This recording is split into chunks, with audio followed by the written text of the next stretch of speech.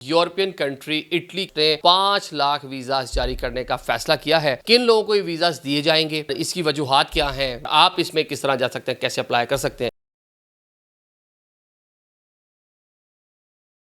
अस्सलाम वालेकुम नाज़रीन, मैं हूं आदिल निज़ामी और आप देख रहे हैं मेरा डिजिटल चैनल। नाज़रीन, आज का व्लॉग यूरोपियन कंट्री इटली के वीज़ास के हवाले से है। उसने 5 लाख वीज़ास जारी करने का फ़ैसला किया है।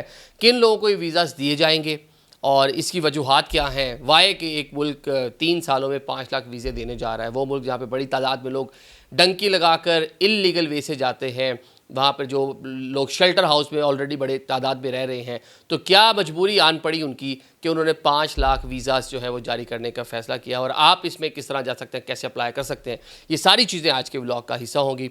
जनाब, यूरोप का बड़ा मुल्क है, 5वां बड़ा मुल्क है आबादी के लिहाज से मैं बात कर रहा हूँ। इटली की इंतहाई खूबसूरत मुल्क, टूरिज़म के हवाले से बड़ा फेमस है, अपनी लोकेलिटी के हवाले से बड़ा फेमस है और साथ में क्रिश्चियनिटी का वहाँ पे आपको पता है कि मरकज़ वेटिकन सिटी वहाँ पे है, वीनस जैसे शहर वहाँ पे है, तो ये उसकी वजह शोहरत है दुनिया के अंदर। अब इटली की गवर्नमेंट को एक मसला आन पहुँचा है कि जहाँ हमारे जैसे मुल्कों में, पाकिस्तान में, इंडिया में, चाइना में आबादी बड़ी तेज़ी से बढ़ रही है, मतलब पाकिस्तान की बात कर ले तो हर साल हम एक न्यूजीलैंड या एक श्रीलंका जितना मुल्क, जितनी उनकी आबादी है, वो अपने सिस्टम में ऐड करते चले जा रहे हैं, जो एक कह लें कि किसी भी टाइम फट जाएगा। मतलब इतना ज़्यादा कि आपकी हर चीज़ जो है उससे मुतासिर हो रही है।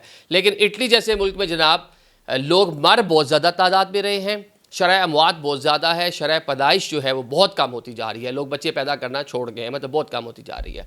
अगर इसकी आबादी में देख लें कि पिछले कुछ सालों में कमी आई है, एक साल के दौरान सिर्फ आपको अदाद-ओ-शुमार बताते हूँ कि 2,81,000 लोग मरे हैं, लेकिन उस रेशो से शरह पैदाइश नहीं है, तो उसकी जो आबादी टोटल है वो कोई मेरे ख्याल से 58 मिलियन के करीब आ चुकी है, जो कम से कम 60 मिलियन को टच कर रही थी, मतलब नीचे आना शुरू हो गई, मतलब रिवर्स गियर कह लें कि सामू उसको लगा हुआ है पिछले कुछ टाइम से। अब जनाब जो वीज़ा जारी करने का फ़ैसला किया है साल 2026 से 28 तक, ये 3 सालों के दौरान ये 5 लाख वीज़ास दिए जाएंगे। पहले साल 2026 में, यानी कि अगले साल से 1,65,000 जो लोग हैं उनको वीज़ा जारी किया जाएगा, मतलब मरहलावार लोगों को वहाँ पे वेलकम किया जाएगा। अब वो कौन से शोबा हैं, कौन से शोबा जात हैं जहाँ पे वेलकम करना है, इसे बताने से पहले फिर मैं ये बता दूँ 2023 से लेकर 2025 तक 4,50,000 लोगों को इटली ने वेलकम किया था, उनको लीगली जो है वो वीज़ास दिए थे। उन्होंने उस टाइम भी उनका जो फोकस था वो टूरिज़म से रिलेटेड लोगों पे था, उनका जो फोकस था वो जनाब एग्रीकल्चर से रिलेटेड लोगों पे था, मतलब उनको वर्कर क्लास चाहिए। एक जो बीच में अहम बात उन्होंने रखी है कि जिनको उन्होंने वीज़ास देने हैं, जिनको परमानेंट सकूनत वहाँ पे देनी है, वो लोग कौन होंगे, वो गैर यूरोपीय हों, ये कंडीशन है। मतलब गैर यूरोपीय मीन कि जो यूरोपीय यूनियन का कंट्रीज़ हिस्सा है उनसे ना हो, बाकी लोग आएँ, मतलब एशिया से लोग आएँ, अफ्रीका से लोग आएँ, उनको जफाकश मेहनती काम शाम वाले लोग चाहिए। ख़ुद वो कह रहे हैं ज़रा मतलब हम खेतों शेतों में काम नहीं करते, तो लिहाजा जनाब अब जो जिन शोबा जात में उन्होंने वीज़ास देने 2,67,000, इन 5 लाख में से जो वीज़ास हैं वो मिलेंगे जनाब ज़राअत और सियाहत से मुंसलिक जो लोग हैं उनको।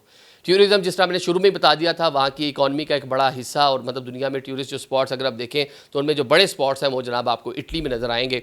तो इसलिए सियाहत की जो इंडस्ट्री है वहाँ पे खासी बड़ी है, एक उनको इस शोबे के लिए चाहिए, और दूसरा इससे भी बढ़कर एग्रीकल्चर से जो मुंसलिक लोग हैं उनकी खासी डिमांड है। एक बड़ा मुल्क है, एक बड़ा उसके पास एरिया है, ज़राअत और ख़ुराक पैदा करना, मतलब वो अपने चाहते हैं कि मैक्सिमम जो अपनी फूड बास्केट है उसको बड़ा करें और जो उनकी ज़रूरियात हैं उसके मुताबिक सारी की सारी चीज़ें होती रहें, चीज़ें चलती रहें।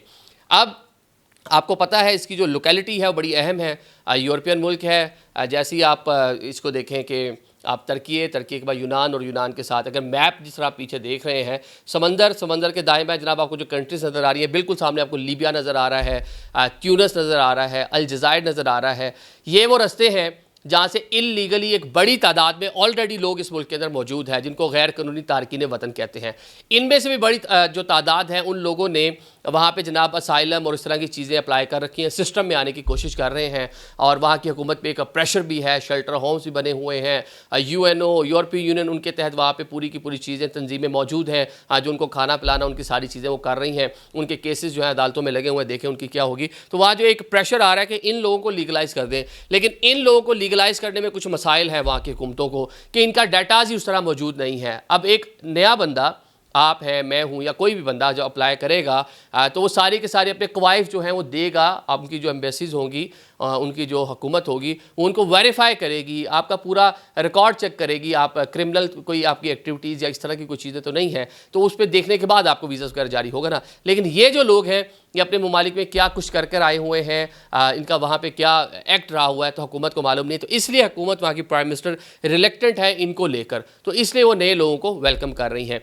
जिस तरह मैंने इसकी लोकेलिटी की बात की, ये लोग तो सारे ज़्यादातर डंकियाँ लगाकर यूनान के रास्ते या समंदर के रास्ते इधर से होते हुए एशिया से इधर उधर से निकल के जनाब वहाँ पे पहुँचे हुए हैं। अब सवाल ये पैदा होता है कि अगर आप जाने के ख्वाहिशमंद हैं, क्योंकि पाकिस्तान से बड़ी तादाद में मैन फोर्स ऑलरेडी दुनिया के कई ममालिक में मौजूद है, तकरीबन हमारा जो डायस्पोरा है वो 1 करोड़ के लगभग है। यूरोप, अमेरिका, सबसे ज़्यादा जो GCC कंट्रीज़, जो गल्फ़ की कंट्रीज़ हैं, उनमें जनाब UAE है, सऊदी अरेबिया में सबसे ज़्यादा लोग हैं पाकिस्तानी, कतर में है, बहरीन में है, कुवैत में है, ओमान में है, बड़ी तादाद में वहाँ पे ना लोग मौजूद हैं। लेकिन लोग फिर भी जो ज़्यादा फोकस है उनका जाने का वो यूरोपियन कंट्रीज़ पे ही वो फोकस लगाते हैं।